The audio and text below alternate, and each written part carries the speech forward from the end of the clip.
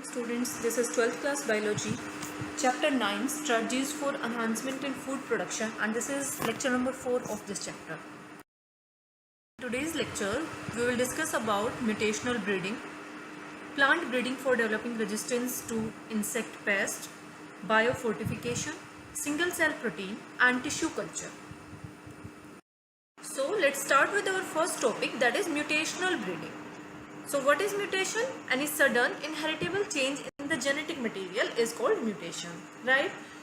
Now mutation can create new desirable characters. If there will be change in the genetic material, then it will bring the change in characters. Okay, so desirable characters, mutation can create new desirable characters not found in the parental type, means in the parent plant. The characters which were not present can be created, can be obtained by mutation. Okay, now how this mutational breeding is carried out? So mutational breeding is the breeding by mutation using chemicals or radiations. How these mutations are created in the plant? By using some chemicals or radiations like gamma rays to produce plants with desirable characters. Now it is not necessary that due to mutation always the plants will show the desirable characters, okay, because these are random mutations. Okay, so sometimes plants having undesirable characters can also appear.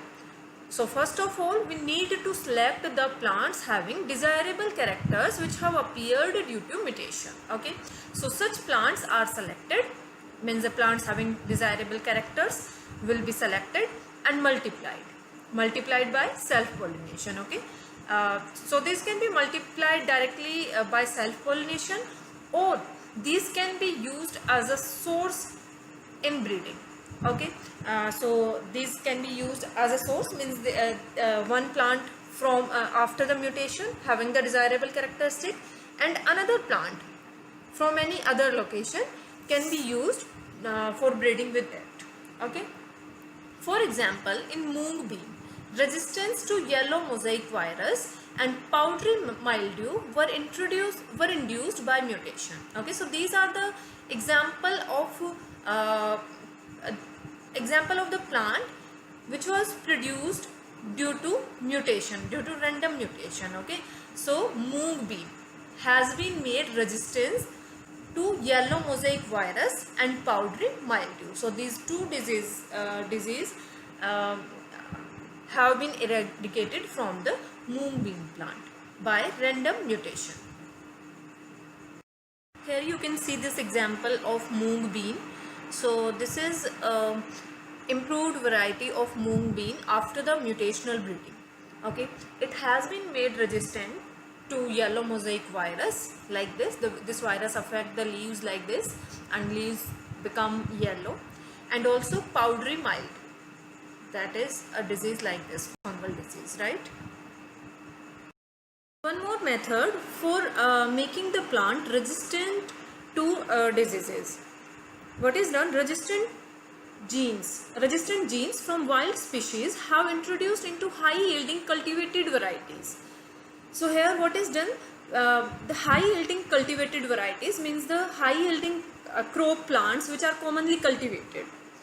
In those plants, disease resistant genes from the wild plant species are introduced. Okay, now both these are the desirable characteristics in the plant, high yielding capacity plus disease resistant power. Okay, so that in this case what is done? A crop plant which is having high yielding capacity is taken and is introduced with the resistant gene from wild species. Okay, so that we can get a new crop plant having both these desirable characteristics. An example of it we can see in bhindi, in case of bhindi. Okay, so for example in bhindi, this is scientific name for bhindi, Abelmoschus esculentus. Okay, Abelmoschus esculentus is the scientific name for bhindi. So in bhindi, resistance to yellow mosaic virus was transferred from a wild species. Okay, from a wild species of bhindi, a resistant gene for yellow mosaic virus was transferred to the commonly cultivated variety of bhindi. That's why bhindi became resistant to the yellow mosaic virus. Okay, and its yield increased, right? So it resulted in a new variety of Abelmoschus esculentus. Abelmoschus esculentus, that is commonly cultivated bhindi. Okay, and due to introduction of this gene, this resistant gene for the yellow mosaic virus, it became a new variety of bhindi, and that new variety of bhindi is called Prabhari Kranti. Now you see here, this is Abelmoschus esculentus. Okay, and this is new variety of bhindi, that is Prabhari Kranti. Next topic is plant breeding for developing resistance to insect pest. Okay, how the plants can be made resistant to insect pest. So morphological, biochemical or physiological characteristics give insect resistance in host crop plant. Okay, all these characteristics, some morphological characteristics, some biochemical characteristic, and some physiological characteristic in the plant can give them power for the insect resistance, right? For example, hairy leaves. Okay, hairy leaves, you can say a type of morphological change, a type of morphological characteristic. So hairy leaves provide resistance power to jacids in cotton and cereal leaf beetle in case of wheat. Okay, so you need to learn these examples exactly. Okay, that in case of cotton, these hairy leaves are providing resistance power to the jacids, and in case of wheat, these hairy leaves provide resistance power to the cereal leaf beetle, right? Now, solid stems in wheat. So, solid stems in wheat lead to non-preference by the stem sawfly. Okay. Now, these changes, means these morphological, biochemical and physiological changes are made due to plant breeding, right? Which provide the plant's resistance power to the insect pest. Okay, like hairy leaves and solid stem. Okay. Next is smooth leaves, smooth-leaved and nectarless cotton varieties do not attract bollworms. Okay, bollworms comes to the cotton for taking the nectar, right? And that's why decrease the yield of cotton. But in case of this type of cotton, nectarless cotton variety. So nectarless cotton varieties will not attract the cotton bollworms, right?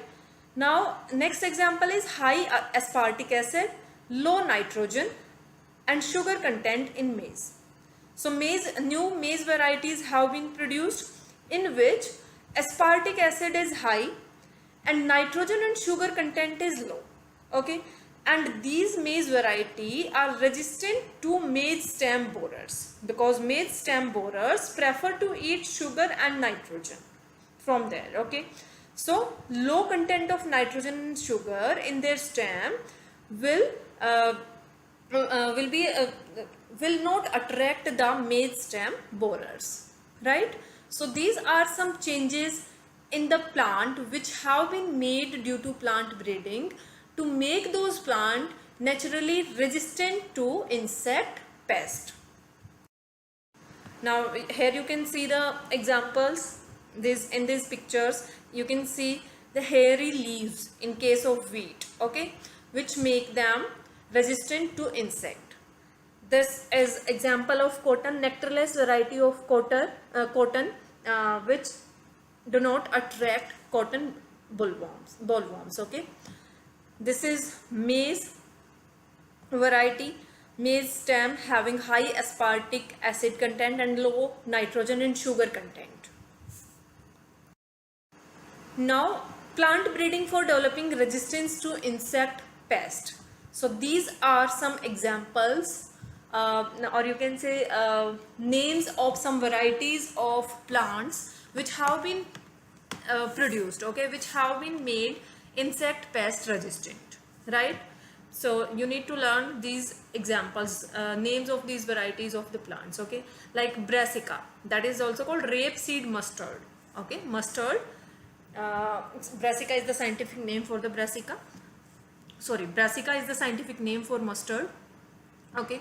And variety which has been made resistant is Pusa Gaurav, and this Pusa Gaurav variety of mustard, or you can say of brassica, is resistant to aphids, okay. Pusa Gaurav variety of mustard is resistant to aphids. Next is flat bean, and these two varieties of flat bean have been produced, Pusa Same 2 and Pusa Same 3. Both these varieties of flat bean are resistant to jassids, aphids and fruit borer, okay. These three insect pests do not come on these varieties of flat bean, okay. Next is okra. Okra is also called bhindi, okay. So in bhindi, Pusa Swani and Pusa A4, these two varieties of bhindi are resistant to shoot and fruit borer, right? So you need to learn these three examples. Next topic is biofortification, or you can say plant breeding for improved food quality, okay. Biofortification is the method of plant breeding for improved food quality. So more than 840 million people do not have adequate food, okay. They do not get adequate amount of the food, and 3 billion people suffer from micronutrient, protein and vitamin deficiencies. Means these people are getting enough food, but their food is deficient in micronutrient, protein and vitamin. So they are facing a deficiency of all these nutrients in their food, right? And such a deficiency in the food is called hidden hunger. So what is hidden hunger? Deficiency of micronutrients, proteins and vitamins in the food is called hidden hunger, right? Means the people are getting adequate amount of food, but their food is deficient in these nutrients. So such a condition is called hidden hunger, okay. Means they are not hungry, but they have hidden hunger, okay. Hidden hunger of proper nutrients of the proteins, vitamins and micronutrients, okay. So they have hidden hunger. Now how it can be overcome? It can be overcome by biofortification, right? What is biofortification? If we make the crops and vegetables, means any item of the food that people are getting, if those food items are more nutritious, means they are having increased quantity of the proteins, vitamins and other micronutrients, then the same amount of food can overcome this hidden hunger in the people, right? So what is biofortification? It is breeding crops with higher level of nutrients, okay. So here the crops are made with higher level of nutrients like protein, vitamin and other micronutrients, okay. So such type of breeding is called biofortification, right? Now this biofortification helps to improve the public health. So obviously it will overcome the hidden hunger, and it will because it is having the high protein quantity, high vitamin quantity and other micronutrients also, so it improve the public health also, right? Now what are the objectives of biofortification? Let's see in detail. To improve the protein content and quality in the food, okay. To improve oil content and quality, to improve vitamin content and to improve micronutrient and mineral content, okay. So basically we can say all the nutrients are increased due to biofortification, okay. So these are the objectives of biofortification. You can say objective of biofortification is to increase the nutrients in the food, okay. So that those nutrients can be protein, oil, vitamin and other micronutrients, right? Now let's see some examples. So these are examples of vegetables with improved nutritional quality which have been made by biofortification, okay.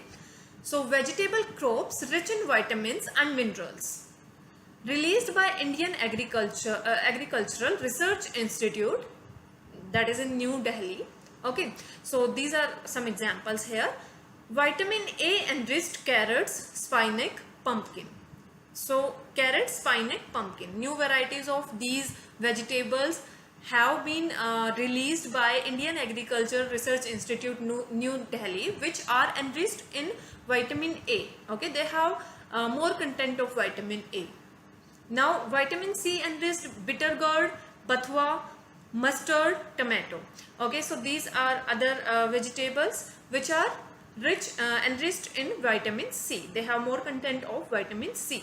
Then iron and calcium enriched spinach and bathua, protein enriched beans, and for examples broad beans, lab, French, and garden peas. Okay, all these are type of beans. Okay, and all these have better quantity of protein.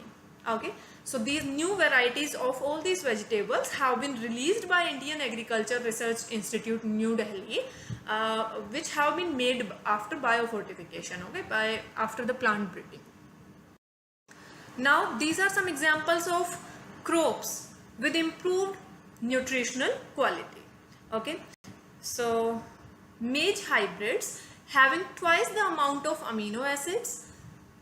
There are two specific amino acids in these maize hybrids, lysine and tryptophan.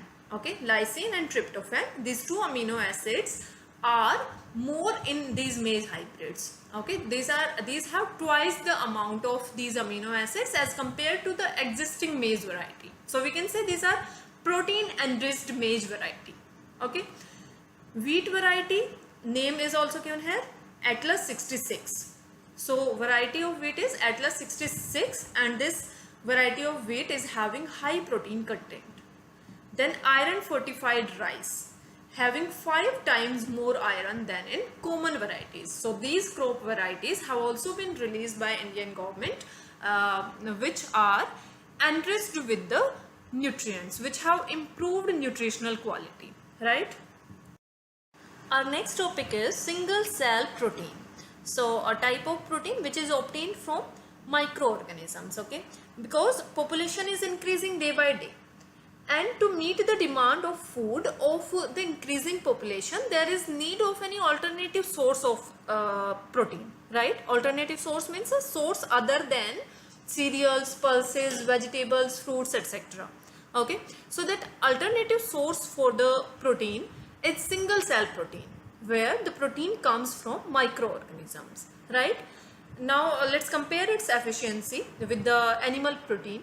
Okay, 250 kilogram cow produces 200 gram protein per day. Okay, a 250 kilogram cow need a lot of food also, right? And it produces only 200 gram protein per day. But 250 gram of microorganism like Methylophilus methylotrophus. Okay, it is a microorganism. It is a bacteria basically. Methylophilus methylotrophus. It produces 25 tons protein per day. Okay, so you can compare the efficiency from here. Okay, and you can compare the weight also, 250 gram and this is 250 kilogram, right? So 250 gram of this microorganism, of this bacteria, produces a lot of protein per day. It is due to high rate of biomass production and growth. How this amount of protein is produced from this bacteria? Due to high rate of biomass production. You know, bacteria grow at a very high rate. Okay, their biomass production is high. Okay, and their growth rate is very high. That's why these can produce 25 tons protein per day. Here you can see the spirulina. This is also a microorganism which provide us protein. Okay, protein obtained from the spirulina is also called single cell protein, and it is also used as an alternative source of protein, right? And its growth rate is very high. It is rich in protein, minerals, fats, carbohydrates and vitamins. So the content that we obtain from microorganism not only having protein, but they have minerals, fats, carbohydrates and vitamins also. So all the important nutrients are present in the contents of these microorganisms, right?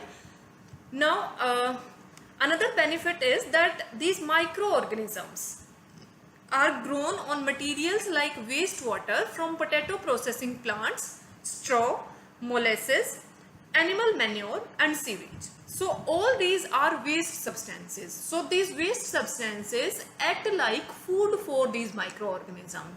So that is also second benefit of these microorganisms. One, they are giving us all the important nutrients, the proteins, vitamins, minerals, okay. And second, they are also cleaning our environment, because they are using all the waste substances as their food, right? So this also reduces environmental pollution. When all these waste substances are used by microorganisms, so it is also helping in reducing the environmental pollution. Now these are the spirulina tablets. Okay, so spirulina is available in form of such tablets, okay, and these are used as a source of protein, and these are also used by space travelers. So spirulina is considered as a very good source of protein. Here you can see this in powder form also. This spirulina comes in a packet like this. Next topic is tissue culture. So tissue culture is a technique of growing plant cells, tissues or organs. So here any part of the plant, cell of the plant can be taken, any tissue of the plant can be taken, or a whole organ of the plant can be taken, okay. So here growing of any plant cell, tissue and organ in a sterile culture medium.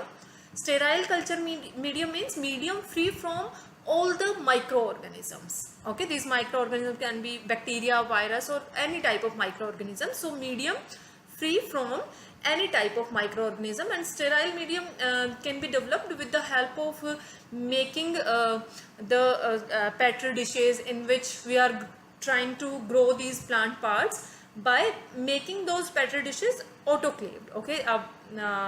Autoclave is a type of machine in which we can produce sterile medium, okay.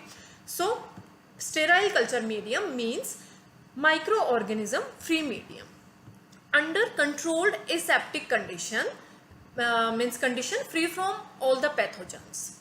So under pathogen and all the type of microorganism free conditions, any part of the plant is grown, and that technique is called tissue culture. Now the ability to generate a whole plant from any cell or explant means any part of the plant, is called totipotency. So we can say tissue culture is a technique to grow a whole plant from any part of the plant, from any cell, from any tissue or organ of the plant, okay, under sterile conditions, right? And this ability of the plant means the ability of the tissue culture of the plant, or you can say the ability to generate a whole plant from any part of the plant, is called totipotency, okay. An explant, what is an explant? It is any part of plant that is grown in a test tube under sterile nutrient medium, because in the tissue culture we are using the sterile culture medium, okay. So any part of the plant which is grown in a test tube under the sterile nutrient medium is called explant, okay. The nutrient medium must provide a carbon source. Now we are growing any part of the plant in a sterile medium, inside a test tube, okay. So inside the test tube, all the important nutrients, all the nutrients required by the plant required for the plant growth must be present, okay, so that part of the plant can be grown to form a whole plant, right? So the nutrient medium must provide a carbon source such as sucrose, inorganic salts, vitamins, amino acids and growth regulators like auxins, cytokinins, okay. You know about these hormones which are required for the plant growth, right? So all these things must be present in the nutrient medium, in the sterile culture medium in which tissue culture is done, okay, in which explant is taken and whole plant is generated, okay. So you need to learn all these nutrients required for the plant growth in a tissue culture medium. Now you can see here such type of flask can be used for the tissue culture, okay. In such flask nutrient medium is taken, okay. So first of all, these flasks are made autoclaved to make them sterile, okay. These are in autoclave machine, they are autoclaved to make them sterile, and then the proper nutrient medium having the proper carbon source, all the auxin and cytokinin hormones and other nutrients are taken inside these flasks, okay. And then any part of the plant is taken inside to make a whole plant, okay. So this is tissue culture. Now micropropagation, it also comes under tissue culture. So the method of producing thousands of plants in very short time through tissue culture is called micropropagation, right? By tissue culture we can make a whole plant from any explant, right? So the method of producing thousands of plants in very short time, because we are taking any cell of the plant, okay, from a single cell of the plant we are producing whole plant in a very short time. So this complete process of producing thousands of plant in very short time through tissue culture is called micropropagation. These plants will be genetically identical to the original plant, right? Because we are taking any cell or any tissue from the plant. So all the plants produced from, you can say hundreds and thousands of plants produced from that single cell of any plant will be identical, okay. So those will be identical to themselves and also to the parental plant, to the parent plant, right? So these are called soma clones. So these identical plants produced by tissue culture or the micropropagation are called soma clones, which are genetically identical to the parent plant or the original plant. Now these are some examples which the plants have been produced by this method: tomato, banana, apple. Here you can see tomato and other plants which have been produced by micropropagation technique. Now tissue culture is also used for recovering healthy plants. So one use is there for the tissue culture, that in very short period of time we can produce a large number of plants, right? And another benefit of tissue culture, that it is used for recovering healthy plants from diseased plants. How? The meristem, you know what is meristem? A meristem is the uppermost part of the plant, okay. So the meristem will be free of virus because the growth rate of the meristem is highest than the means it is greater than the infection rate of virus, okay. So meristem will be virus free, okay. Before it got infected by the virus, if we take some cell from that meristem, then we can produce a new plant that will be virus free, okay. So this tissue culture is used for recovering healthy plants from diseased plants by taking some cells from the meristem. So in a diseased plant, or you can say in a virus infected plant, the meristem will be virus free. So from the infected plant is removed, meristem from the infected plant is removed and grown in vitro to obtain virus free plants, right? So from the meristem we can grow virus free plant. Scientists have cultured meristems of banana, sugarcane and potato.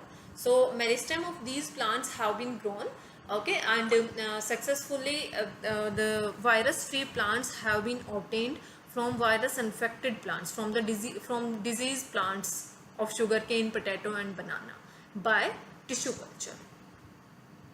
What is the reason that we can obtain a new healthy plant from meristem region?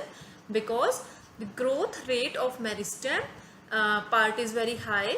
Okay, it is greater than the infection rate of the virus.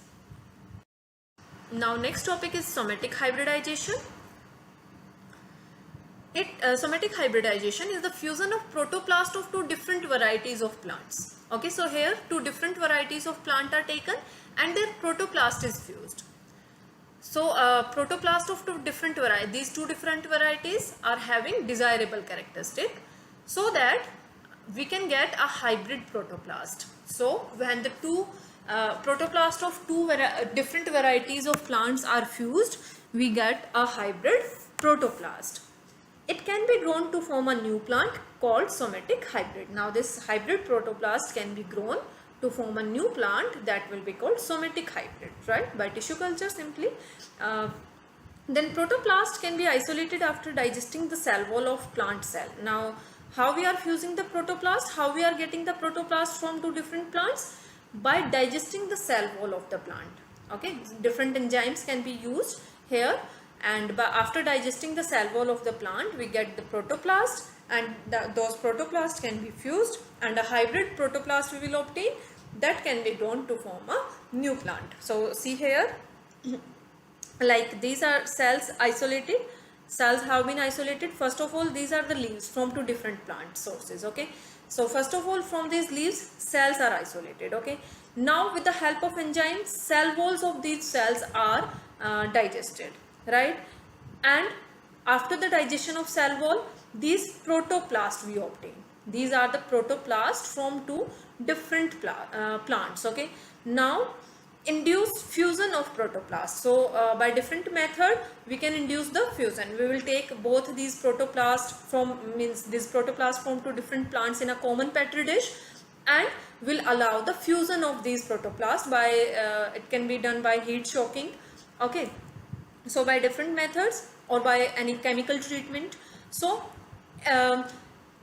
there will be induce of fusion of these protoplasts from two different plants. Now this is the hybrid protoplast. Here you can see these blue colored chromosomes in one in the protoplast of one plant, and these brown or yellow, you can see yellow colored chromosomes from in the protoplast of any other plant. Okay, so after the fusion, when we get the hybrid protoplast, it is having both the chromosomes now, so it is hybrid protoplast. Okay, now this hybrid protoplast is grown, okay, to form a new plant. So here you can see these petri dishes, and by tissue culture method these protoplasts can act as explant. Okay, and it can be grown to form new plants. Here you can see these new plants have been grown by tissue culture of this protoplast. Okay, so this technique is somatic hybridization. Why we are calling it somatic hybridization? Because here we are fusing the somatic cells. Okay, protoplast is fused here, so it is called somatic hybridization. So in somatic hybridization, protoplast of two different plants, of two different varieties of plants is fused. Here you can see the example, protoplast of tomato plus protoplast of potato, and is making pomato. Okay, so this experiment, this somatic hybridization has been done on tomato and potato. Okay, scientists have experimented on it. They have experimented on the protoplast of tomato and potato, and by fusion of the tomato and potato protoplast, the new protoplast or the new plant that is obtained is called pomato. Okay, so this pomato looks like this. This is pomato. You can see here the inner part is of tomato and the outer shell is of potato, right? This hybrid plant has the characteristic of tomato and potato. Because why we are doing this technique, why we are doing somatic hybridization? To get the desirable characteristic of any two plants in this in a common plant, right? So the tomato means all the nutrition of the tomato and the hard shell of the potato we want in one plant. That's why we are fusing the protoplast of these two. Okay, so this hybrid plant has the characteristic of tomato and potato, but it has no all desired characteristic for its commercial utilization. Okay, but this experiment has been done, but all the desired characteristics are not present in the palmetto, and that's why it is not commercialized. This was the last topic of this chapter. This chapter has been completed now, and these are the NCERT questions. Question number 8, 9, 10, 11 and 12 for your homework. Let's discuss the homework solution of previous lecture. I gave NCERT question number 7 for homework, and the question was a very direct question. The steps of plant breeding you need to discuss here. So these are the steps for plant breeding. We will revise these because you have done these steps in previous lecture as well. Okay, so first step was collection of variability, and in collection of variability there is collection of germplasm. Okay, germplasm collection. So wild variety species, wild varieties of the different plants, okay, and relatives of the cultivated species having desired traits should be collected and preserved, because these will have different genes and alleles. Okay, so the entire collection having all the diverse allele for all genes in a given crop is called germplasm collection. So from here you can write the definition of germplasm collection also. So what is the germplasm collection? The entire collection having all the diverse alleles of all the genes in a given crop. It can be present in the wild variety or in the relatives of cultivated variety. So that is called germplasm collection. Second step after the germplasm collection will be evaluation and selection of parents. The germplasm collected is evaluated to identify the plants with desirable characters, and these plants will be made parents. Okay, we will use these plants as parents, as parent plant. So it is made sure that only the pure lines are selected. The selected plants are multiplied and used in the process of hybridization. So after the selection of parents, there will be hybridization of the parents. Now how this hybridization is carried out here? The pollen grain from one desired parent plant. Okay, because we are selecting two parent plant here. So pollen grain from one parent plant selected as male parent is collected. So pollen grain will be collected from the male parent plant, and these pollen grains are dusted over another plant which is considered as the female parent, right? So the selected pollen grains from the selected parent male plant will be dusted on the female parent plant. So it will be hybridization. Then after this step, there will be selection and testing of superior recombinants. Progeny obtained means after the hybridization, obviously the progeny will be obtained. Okay, so the progeny obtained after crossing are evaluated for the desired combination of characters, because all the progeny will not have the desired combination of the characters. Many plants will be there having the undesirable characters also, right? So from that progeny, the plants having desirable characters, desired combination of characters will be selected. Okay, and these are self-pollinated for several generations till there is a state of uniformity, or you can say homozygosity, so that the characters will not segregate in further progeny, right? So here what is done? Progeny is evaluated, and after that self-pollination is done for several generations to get a state of homozygosity. After that, testing, release and commercialization of new cultivars.